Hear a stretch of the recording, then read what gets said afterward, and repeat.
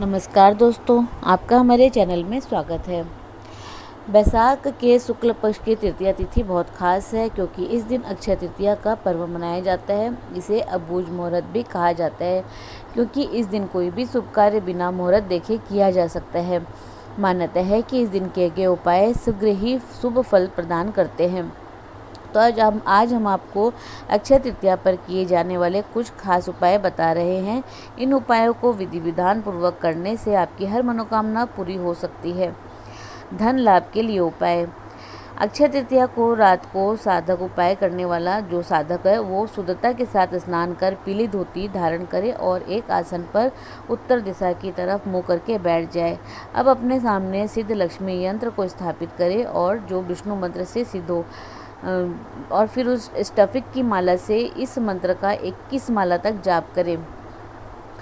यदि आपके पास सिद्ध लक्ष्मी यंत्र नहीं है तो आप श्री यंत्र को रख सकते हैं या फिर लक्ष्मी जी की मूर्ति या फोटो को भी आप रख सकते हैं और फिर इस मंत्र का 21 माला तक जाप करना है। जाप के बीच में उठे नहीं, चाहे घुंघरू की आवाज़ सुनाई दे या फिर साक्षात लक्ष्मी जी ही क्यों न दिखाई दे।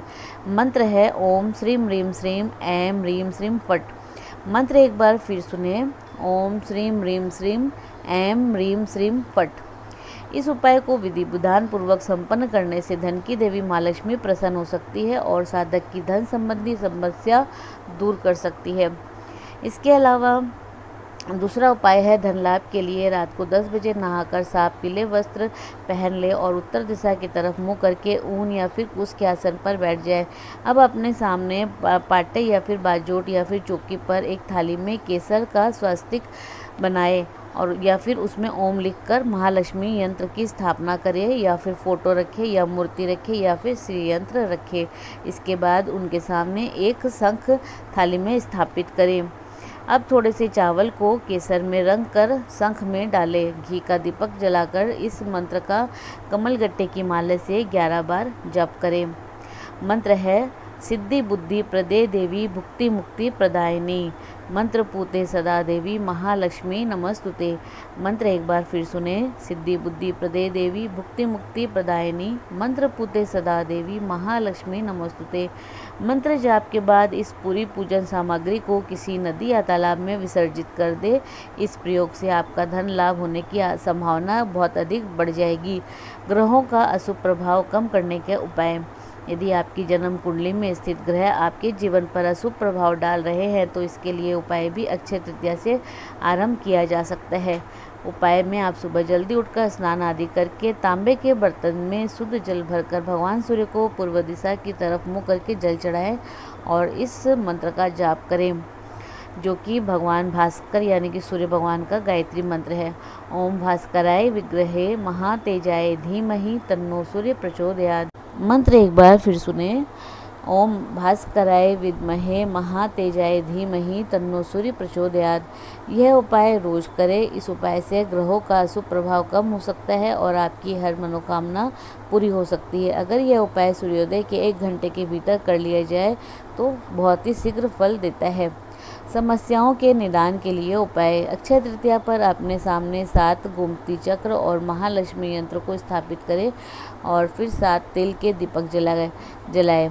अब यह सब एक ही थाली में करें और यह थाली अपने सामने रखें और शंख की माला से इस मंत्र का 51 यानी कि 51 बार जाप करना है।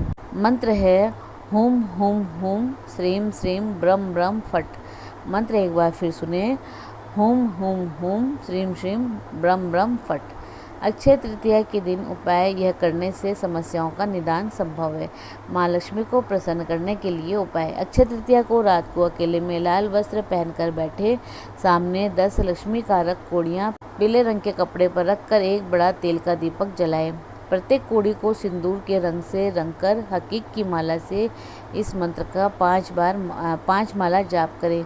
मंत्र है ओम ह्रीम श्रीम श्रीये फट। मंत्र एक बार फिर सुने, ओम ह्रीम श्रीम श्रीये फट।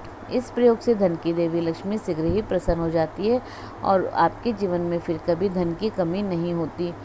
यदि ससुराल में कोई तकलीफ है, यदि किसी सुहागन बहन को ससुराल में कोई तकलीफ़ है या तो शुक्ल पक्ष की तृतीया को उपवास रखे।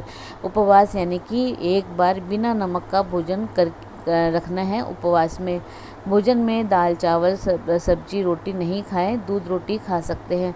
शुक्ल पक्ष की तृतीया को अमावस्या से पूनम तक की शुक्ल पक्ष में जो तृतीया आती है उसमें ऐसा उपवास रखें। नमक बिना भोजन का करना है, सिर्फ दूध रोटी या फिर बिना नमक का भोजन कर सकते हैं, एक बार खाएं बस। यदि किसी बहन से पूरे साल तक तृतीया का व्रत नहीं हो सकता है तो कम से कम माघ महीने की शुक्ल पक्ष की तृतीया को, बैसाख शुक्ल की तृतीया को और भाद्र मास की शुक्ल पक्ष की तृतीया को, कम से कम ये 3 तृतीया का उपवास जरूर करें। नमक बिना का भोजन करें, जरूर लाभ होगा। ऐसा व्रत वशिष्ठ जी की पत्नी अरुंधति जी ने भी किया था।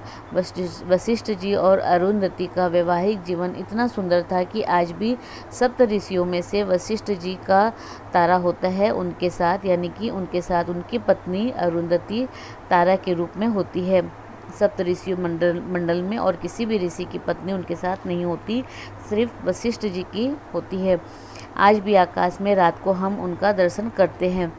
शास्त्रों के अनुसार शादी होती है तो उनका दर्शन कराया जाता है। जो जानकार पंडित होता है वो बोलता है कि शादी के समय वर वधू को अरुंधति का तारा दिखाया जाता है और प्रार्थना करते हैं कि जैसा वशिष्ठ जी और अरुंधति का साथ रहा वैसा ही हम दोनों पति पत्नी का साथ रहेगा, ऐसा नियम है।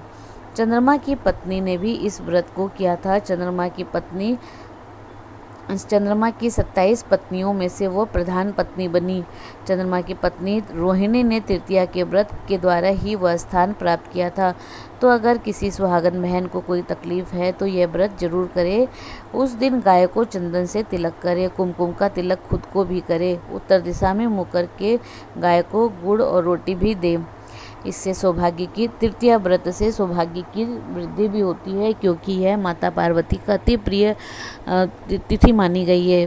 तृतीया तिथि की अधिष्ठात्री देवी माता पार्वती ही है।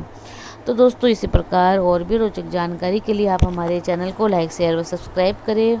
हमारे चैनल में विजिट करने के लिए धन्यवाद।